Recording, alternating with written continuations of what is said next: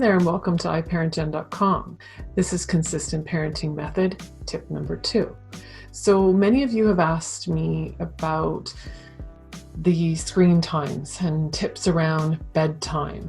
Well, specifically, this is to add on to the bedtime. So if you have kids that are under 8, they still like to be read to, and we know that reading is one of the number one determining factors that is involved in getting that really deep connection with bond of security and attachment. We know that. So I would make sure that you are reading to your child before bed. There is no technology in the rooms anywhere. So let's not read with iPads. Let's not read with an app. We're going to put it away and we're going to teach with books.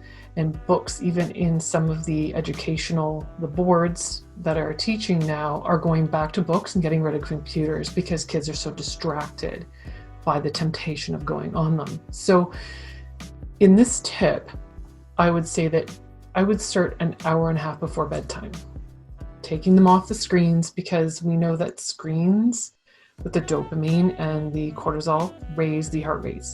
So our heart rates are going, their brains are going, it's stimulated. They want to look at the notifications. They want to look at the likes. They want to look at everything, and they need time for their brains to calm down.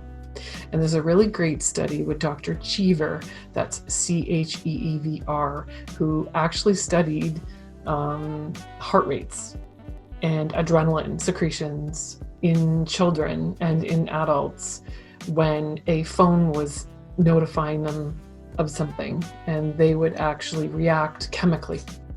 So we're actually training ourselves to look at our phones. And it is really hard because that's what's addictive. We are giving them something that's more addictive than tobacco, alcohol. It's up there with cocaine and gambling, and that fix that we need, and we need it, and we keep wanting to look at it. And unfortunately, many children today are not being put to get to bed by their parents, which breaks my heart.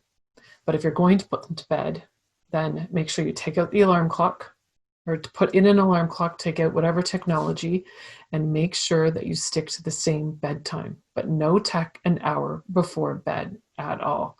It really gets them going.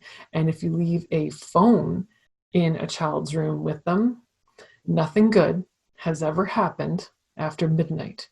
And I can guarantee you, with the newest statistics from the Canadian Pediatric Society and the American Psychological Association I just read, that between the hours of 11 and 3, the sending of nude photos, the sending of bullying messages, and inappropriate content all occur. So in essence, nothing really good does happen after midnight. If you have any questions, please put them onto my website. And if you'd like me to cover a topic, I'm always willing. But tip number 2, no screens in the rooms before bed.